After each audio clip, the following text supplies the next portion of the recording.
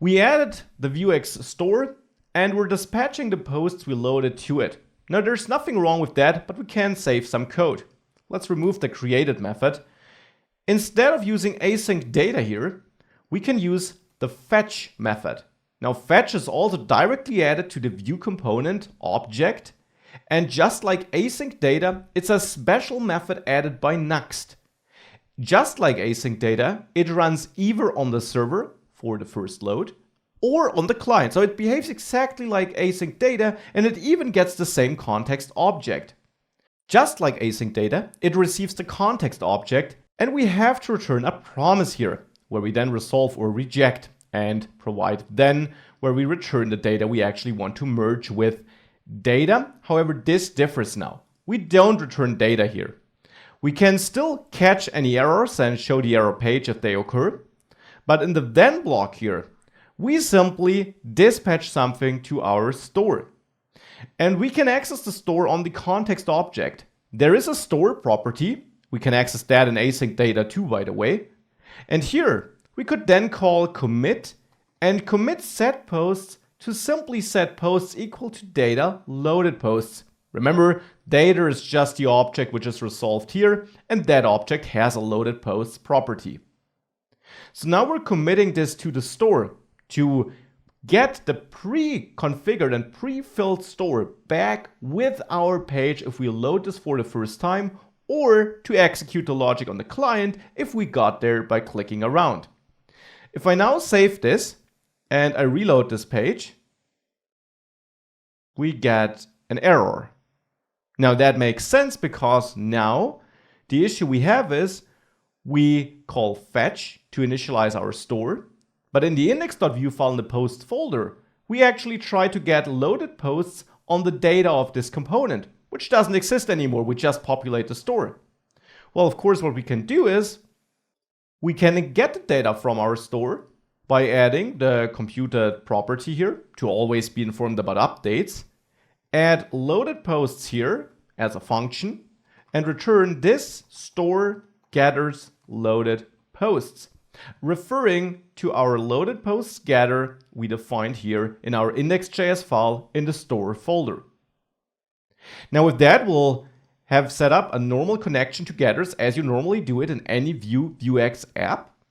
And we can of course access this $store here because here we're running on the client again. This is not inside the fetch or async data method. With that, if we reload the page here, we don't have an error. But what we do see is, if we inspect Vue in the Vue DevTools here, that we start with this state.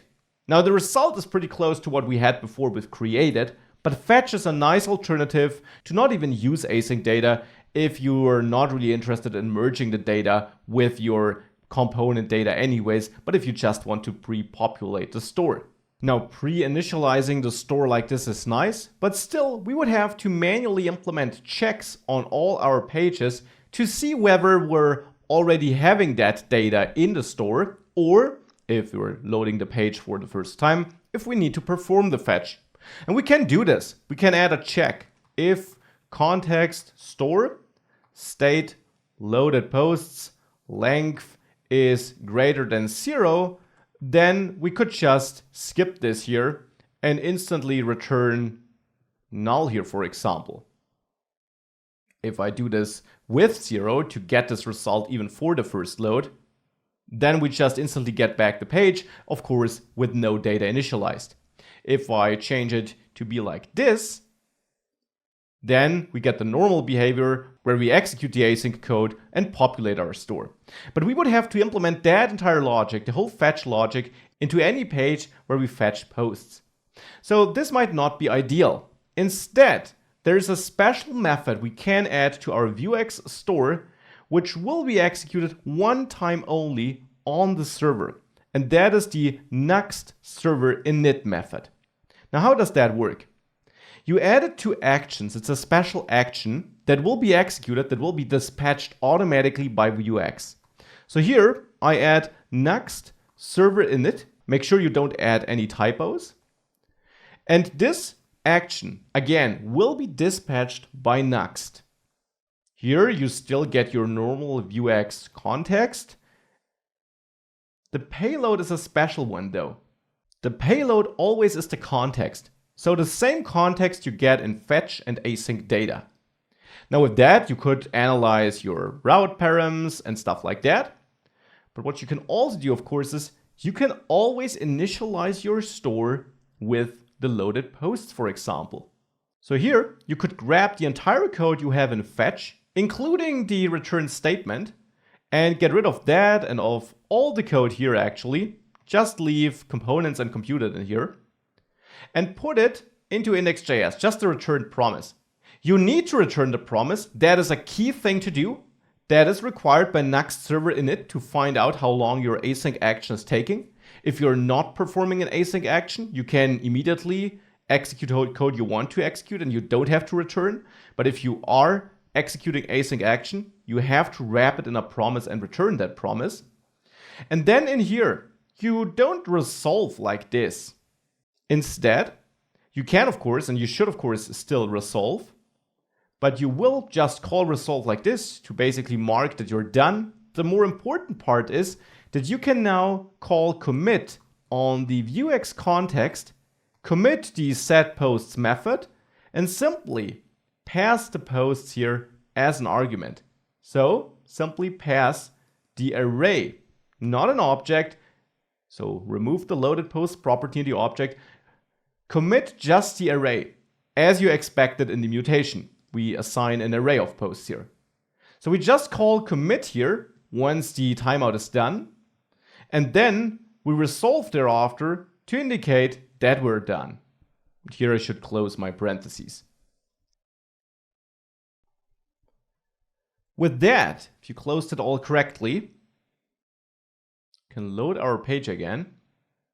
And if we inspect the store, we see we start with loaded posts, and this has one big effect. If I go back to the starting page, that takes, we still have async data there. But if I go back to the blog, it loads instantly because it's now fetching that from the store. Because we initialize our store with values from the server, let's say. And in the posts list, we have only synchronous code where we use a computed property. So we only have to wait for this to load once instead of on every page. And now we can simply add this pattern here to our index.vue file. Instead of using async data here, we can get rid of it entirely and simply add computed instead. And in there, whoops, that should be our object though, add computed, and in there have loaded posts as a method, which will be treated as a computed property, where we return this store gathers loaded posts. And if we do that and also get rid of created down there, go back to the main page, and that now happens faster. And if we click on a single post, we still load it through async data because that component might need some extra data, and it does for a given single post, which we still fetch from the server, let's say, but the general data we work with a lot has been fetched only one time and added to the store. And that is really what I want you to take away. You can work with the store as you know it. You can dispatch, commit, you can set up your getters and listen to them with computed properties, just as in any other app. But if you need it, you can also add this special nuxtServerInit method here, this action here to be precise, which will be dispatched by Nuxt automatically and which initializes your store so that you fetch some data you work with a lot only once, so that you then can use it in all the components and don't constantly have to reach out to the server. And if you then get use cases where you need specific data, well, you can still use async data for that. So that was a lot, but it's really important to know these things in the different tools you have. Load data into the store or load it on a per page basis, or mix both as needed. You got a lot of tools to be efficient, just use them.